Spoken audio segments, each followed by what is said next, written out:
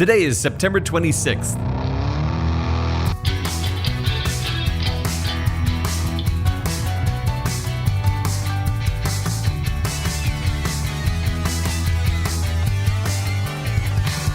It's the 270th day of the year, and this is the On This Day podcast. Today is the European Day of Languages, celebrated in the European Union. This day, in effect since December 2001 at the end of the European Year of Languages, promotes Europe's rich linguistic and cultural diversity. The European Day of Languages is also meant to encourage the learning of languages. So, bonjour, guten Tag, hola, hallo, ciao, hey, hier is Mosh, alsjeblieft. All right, that's all I got. In the early evening on this day in 1687, a mortar bomb flies through the air above the Acropolis in Athens. It's the third day of bombardment by Venetian forces against the Ottoman Turks. The bomb enters the Parthenon through a window carved out within the decorative frieze that surrounds the main chamber. The Parthenon, once an ancient temple dedicated to the city's patron goddess Athena, is now being used by the Ottoman Turks to store ammunition. They also deem it a safe haven for their women and children during the siege, a decision that, in hindsight, proves tragic. The bomb ignites the ammunition. The Parthenon explodes, killing 300 souls. The explosion blows out the main chamber, causing the walls to crumble into rubble. 3/5 of the sculptures from the frieze and multiple columns fall to the ground, smashing. The roof collapses, leaving the Parthenon in ruins. Large fires burn into the next day, consuming many homes in their path. Captain General Francisco Morosini, who leads the Venetian forces, attempts to loot sculptures from the ruins, but his actions lead to further damage, destroying Poseidon and Athena's horses as they fall and smash apart on the ground. The Parthenon, long regarded as a symbol of ancient Greece, Athenian democracy, and Western civilization, has faced destruction, damage, and reincarnation since its original construction. Initially designed as a temple dedicated to the Greek goddess Athena, it's destroyed while still under construction by the Persians in 480 BC when they razed the Acropolis. Over the centuries, the Parthenon is rebuilt on the site, used as a treasury, converted into a Christian church, turned into an Islamic mosque, nearly destroyed by Venetian forces on this day in 1687, turned back into a mosque, and finally restored by an independent Greece as an artifact of ancient Greek civilization by 1842. Radio listeners in America will call the first televised presidential debate on this day in 1960 a draw, but the 70 million viewers who tune in to watch the debate will say otherwise. Television, still new to American homes in 1960, is considered entertainment.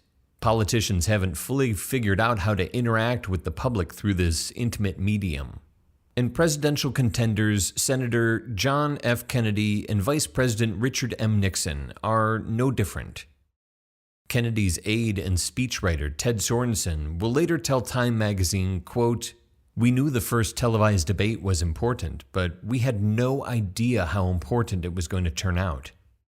The first of the 4 great debates unfolds during an anxious climate in America as the country faces both external and internal threats. The Cold War with the Soviet Union is heating up. Fidel Castro's revolutionary regime in Cuba is stoking fears of communism on America's doorstep. And the domestic fight over civil rights and desegregation puts the state of the U.S. democracy under a microscope.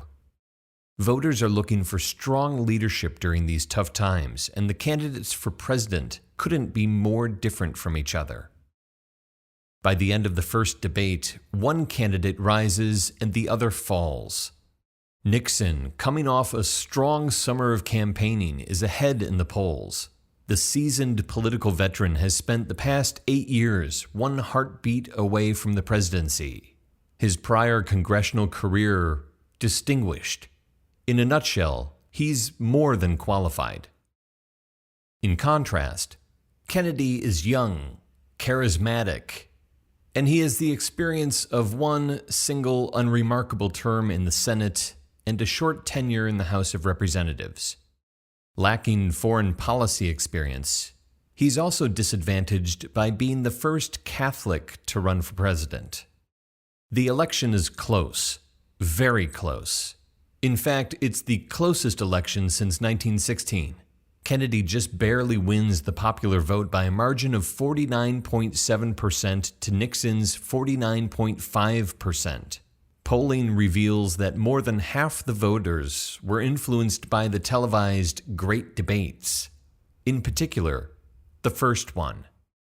2 years later, Nixon writes in his memoirs, quote, "I should have remembered that a picture is worth 1,000 words." Before even stepping onto the debate stage, Nixon's behind the 8 ball.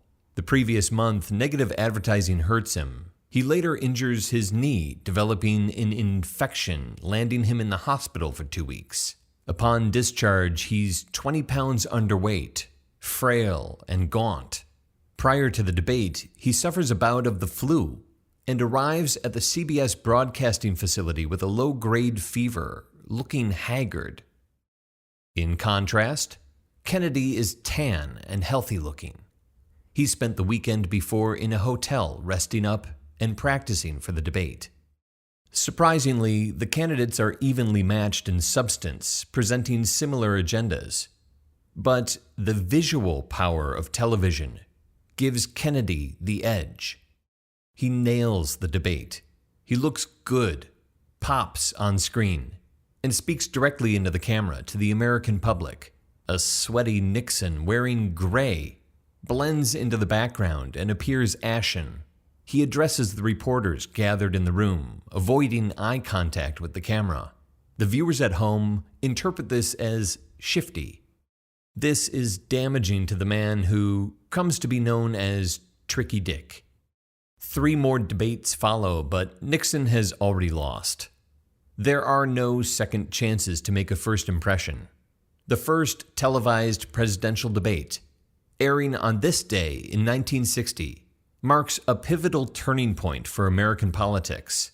Such debates become both a permanent and expected rite of passage in the race for the White House.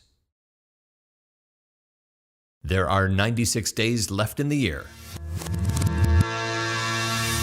On This Day is produced by me, Dave Schultz. Thank you very much for listening. Today's episode written by Elizabeth Schultz. Born on this day in 1849, Russian physiologist and Nobel Prize laureate Ivan Pavlov, best known for his concept of conditioned reflex, sometimes referred to as Pavlovian response. So if you're still listening, some dinosaurs were as small as chickens. Talk to you tomorrow.